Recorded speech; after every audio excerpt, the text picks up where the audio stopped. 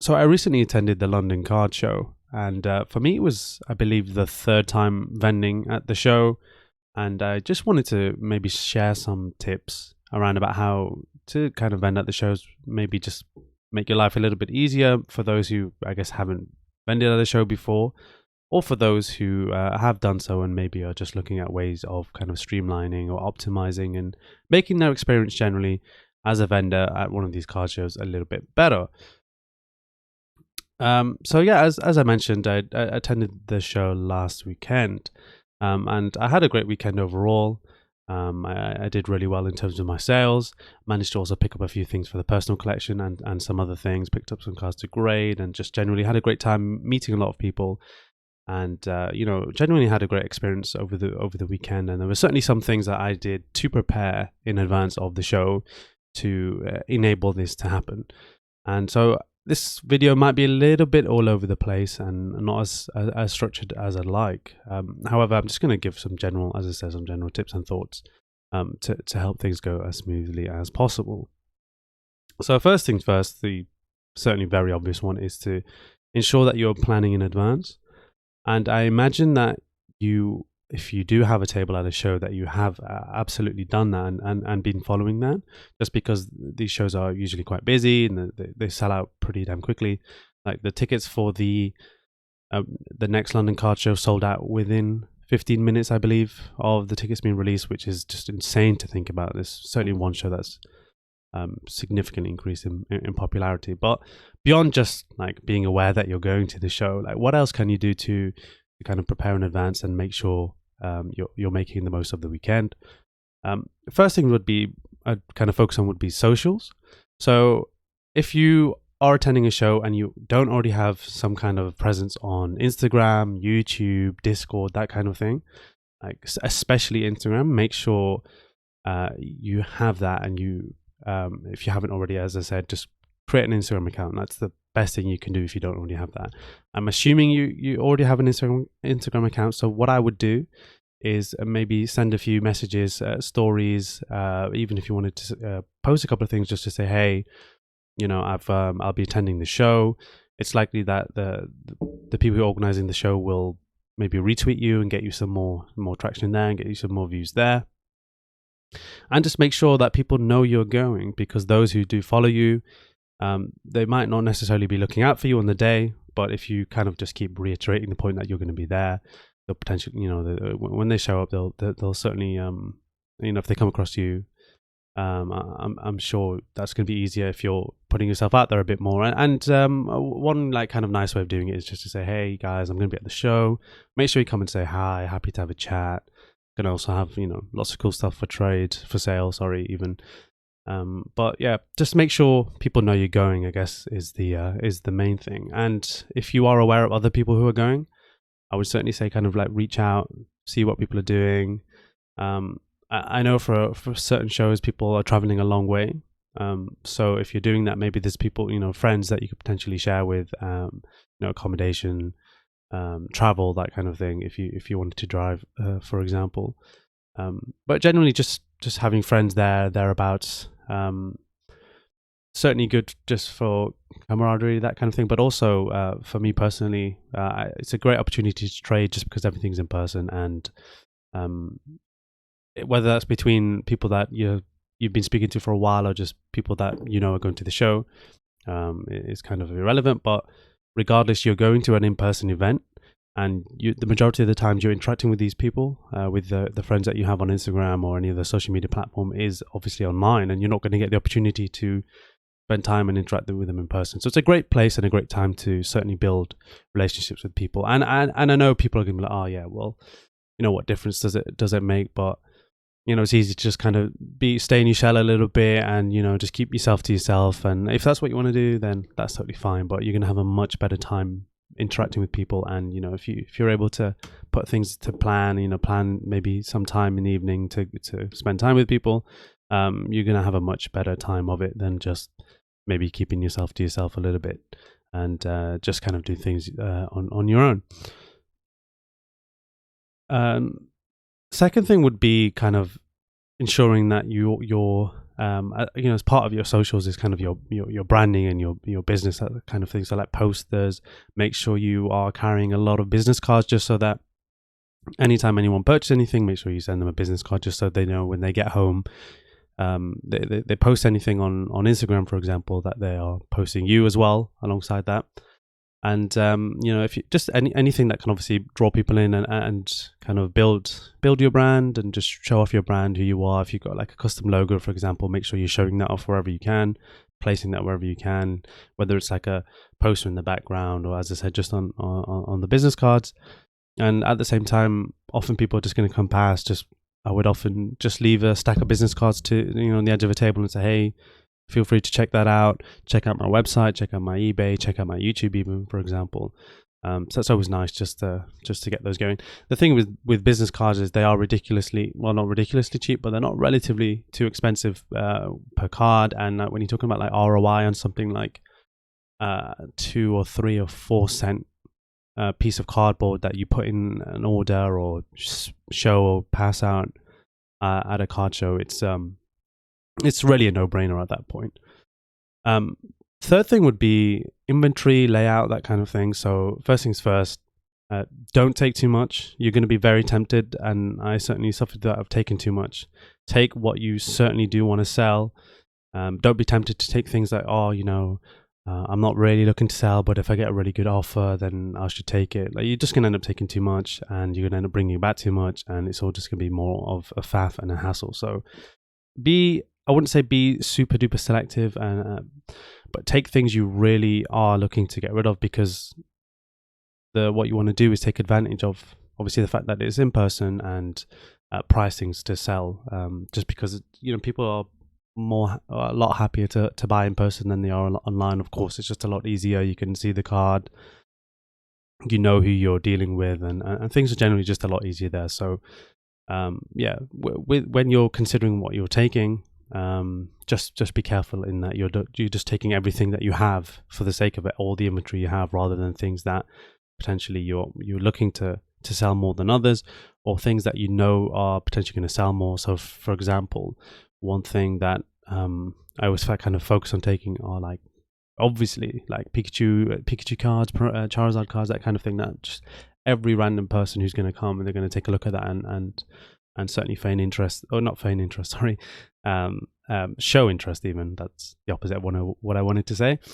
Just like, popular promo cards like the Hidden Fates, 3 stainless glass birds, that kind of thing. Just stuff that is going to do well, or stuff that you are kind of happy to sell slightly cheaper than you normally would, just because you kind of want to get rid of it. At the same time, of course, you don't want to be taking binders like, stuff that's just crap and, things you want to get rid of, but because they're junk and garbage, that's what's going to go.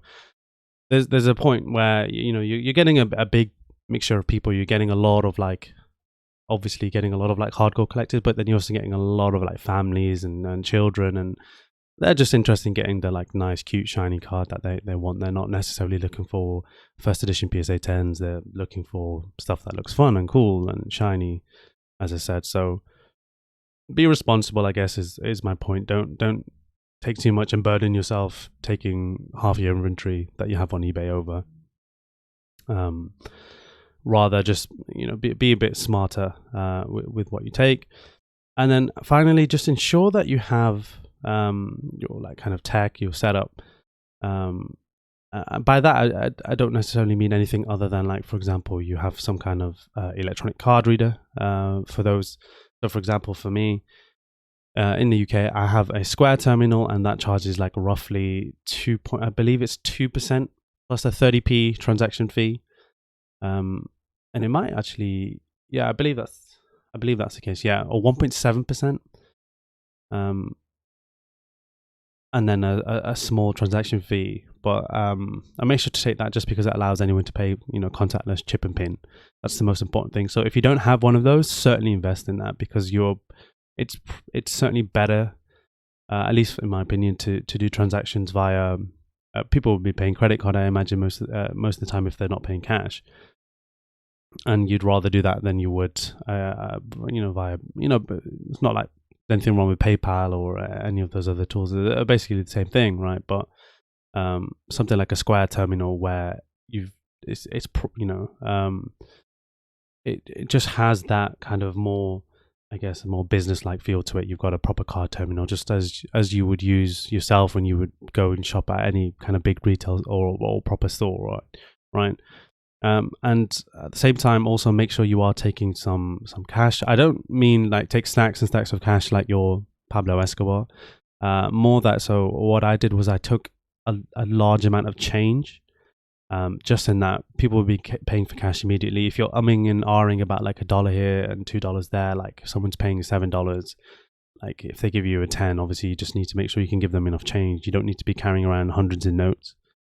Those eventually come as people start to sell. So what as I said, I just took a bunch of change rather than take and like a couple of notes of cash. Again, like if you're selling more high end stuff, maybe then you'll need to carry a few notes, but realistically, if they're looking to buy a lot in cash, high-end amounts in cash, they're going to have a lot of notes themselves. So, more realistically, they'll be paying in cards. So, that's another thing. Those are more of the, as I said, more of the things that if you're looking to kind of prepare in advance, just to make sure that when you sat and you've got people coming in, you're kind of ready to go. There are no hiccups. There's no, I can't organize payment, or I don't have any change and I have to run around, or I don't know what my layout is, and you kind of just deciding your layout on the day and you don't know what inventory you've got, that kind of thing. Just make sure you're on top of all of that. One thing I would also recommend is just make sure you take your laptop with you, and if you're able if there's no Wi-Fi there, just ensure whatever capacity that you're able to get some kind of internet access there, just because. So for example, I took things that I had listed on eBay, for example, but also things that I had not listed on eBay so far. So things that sold on eBay, I need to just make sure I was kind of up to date with the inventory. Sometimes it can be a bit tough doing that just because things are very, very fast paced. And that's why it helps having someone, a friend, significant other, to go with you, who's you can kind of swap between those kind of roles, or apologies, just kind of share that responsibility, just to ensure any issues with inventory are kind of up to date. Just because you don't want to go home and it's late on a Sunday, and you've sold loads of things that you've got listed on eBay, and you only have one copy of them, and then you've got to spend 2 or 3 or 4 hours there, kind of flicking through, confirming what you've sold, and then just making sure that that's not on eBay in case someone else buys it, and then you don't have it, and then you don't have to go through the hassle of obviously cancelling an order, that kind of thing. So I'd say if you can be ad hoc with your kind of inventory management as the day goes along, certainly put in the time to do that. But there were points during the weekend where I was like rushed off my feet, and I had to wait for a little kind of slow down for me to then be able to sort out that inventory. Another thing is, I would say, is to certainly go around and have a look, and this kind of ties back to making sure you have someone with you. If you've got someone who you kind of trust to sit there and manage things for even 15 minutes, half an hour, maybe a little bit longer, like go and have a look around, talk to people.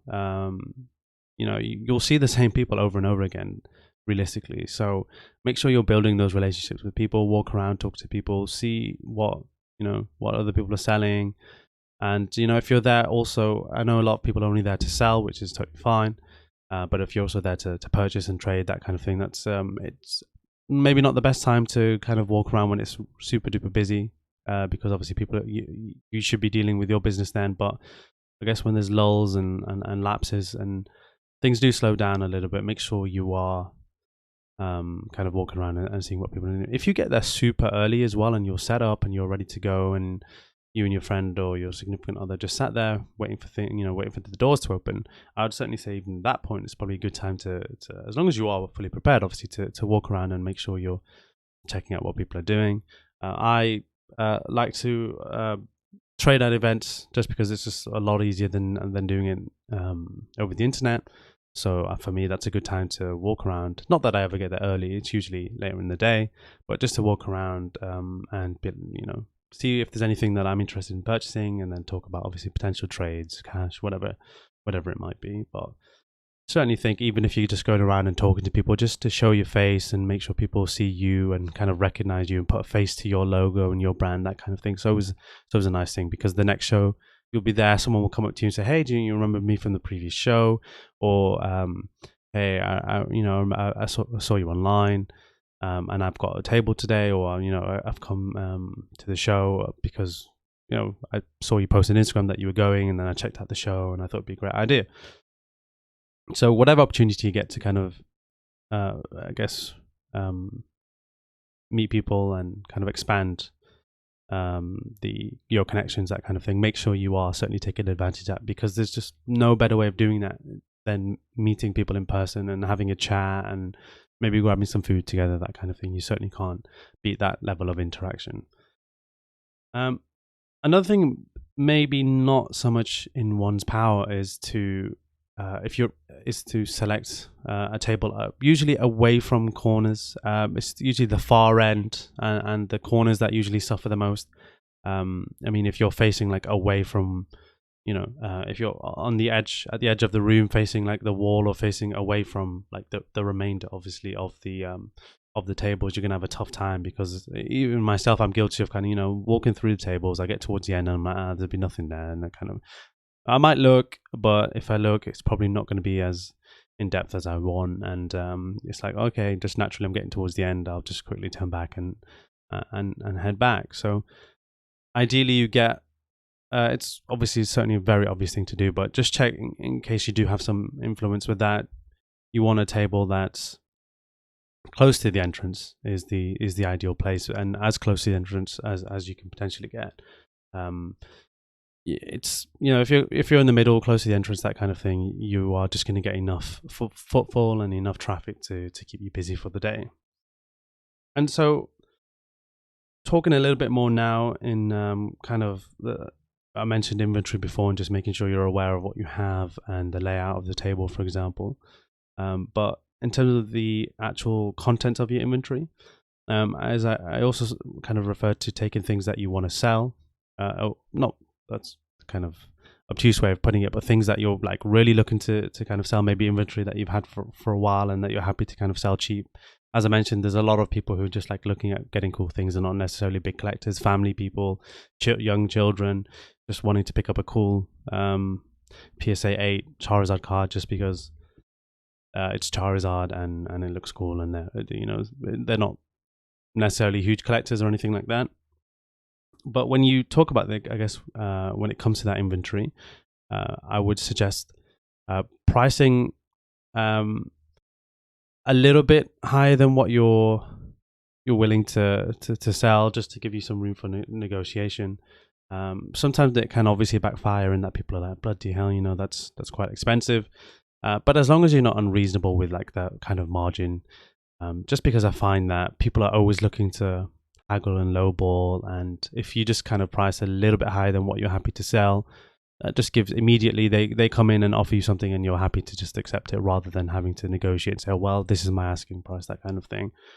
And in terms of the price, like usually what you see online, what you're selling on eBay, for example. I mean, I have my website as well, which means if I can get traffic there, I pay significantly fewer fees. Again, it's like 2% relative to eBay's 13%. But obviously getting the traffic there is the most difficult part. So, if you're selling regularly on eBay, maybe take 10% off that price, and then shuffle, a couple of percent, 3 or 4% up, 3 or 4% down, you're roughly around that range. Just to say, from my experience, every time people, it's rare for people to say, just like bite your hand off at the price, unless it's really cheap. And even when it's really cheap, people are still going to offer you less. Like, you can sell something that's worth 20 for 15, and the person's going to say, would you take 12? So rather than saying 15 to begin with, say 18, say 20, and to give yourself some negotiation there. Again, it will backfire sometimes, just because people will think, oh, it's too expensive, and move on. But I mean, I personally would prefer to sell at a more reasonable price than just have to deal with someone who's, I'm expecting at this point from what I'm just expecting someone to go lower than the price. It's, as I said, it's such a surprise when I state a price and they're like, yeah, sure, sounds good. So take that into account definitely, and make sure that you at least, I guess, aren't selling too cheaply. Unless, of course, it's certainly something that you've had for ages and you're really wanting to get rid of. Then, like, feel free. If it's just excess inventory that you've just got lying around, feel free to price to sell. To such an extent where someone would just come across something that's cheap and immediately and not even bother to haggle and take that off your hands. Again, it's a tough thing to. I think it's something you can probably think a little too much about, like I'm probably doing now. But don't sell yourself short. But also, if there's things that you're trying to get rid of, don't be scared to drop a couple more pounds. But give yourself some room to negotiate. I think that's the kind of the best and fairest way of doing so, and just ensuring that both parties are happy, and you're not sat there thinking, like I sold that too cheap. And this person just sent me an offer, and this is the asking price that I wanted.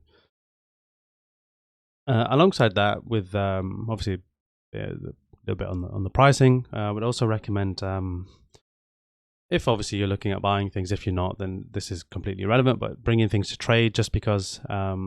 So generally, from my experience, it's the kind of cheaper mid-price cards, maybe like singles between the bottom, literally a pound, couple of pounds, to 30-40 pound singles, and then you've got your kind of mid-price slabs, 20 to 40 to 50 to 70 pounds, dollars, however you want to call it.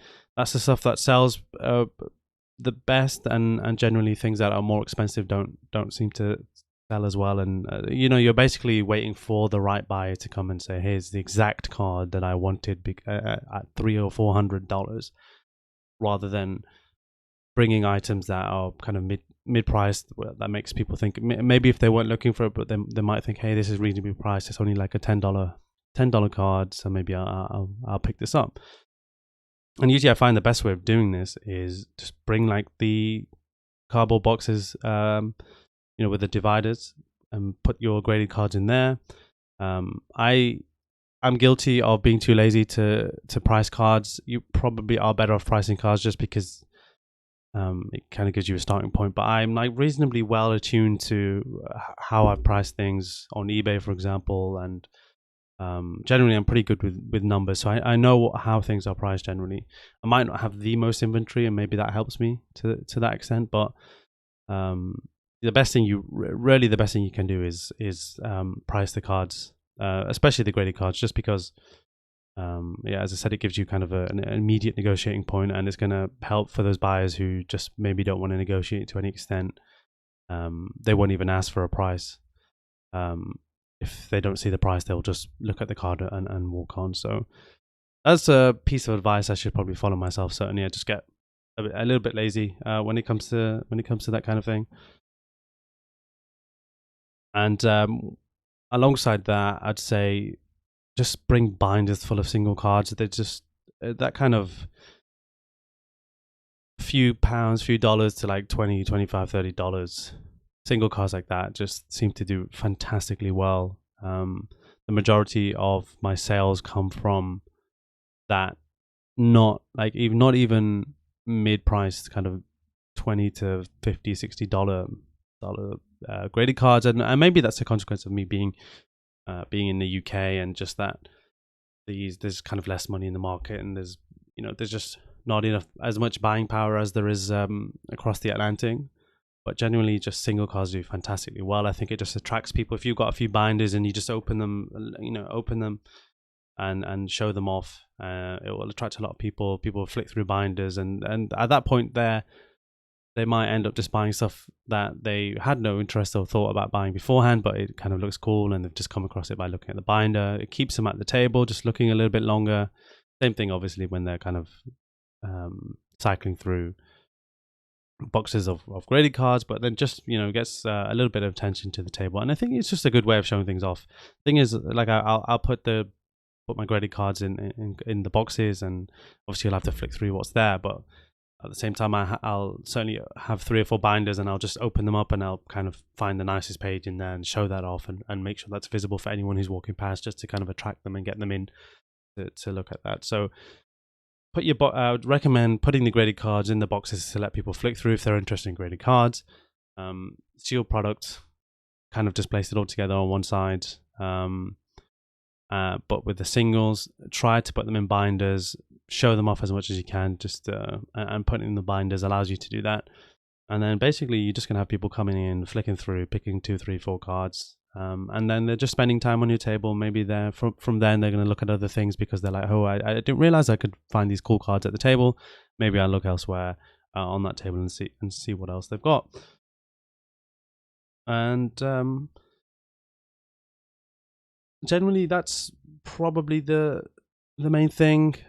Just to kind of iterate on the point from before, like in terms of pricing to sell, a lot of people are going to think, hey, that's just like bottom floor, just sell to get rid of. And for a lot of people, that is going to be the case. And I'll do that for inventory that I've just had for ages and I'm just happy to get rid of, just so I can obviously reinvest that money elsewhere.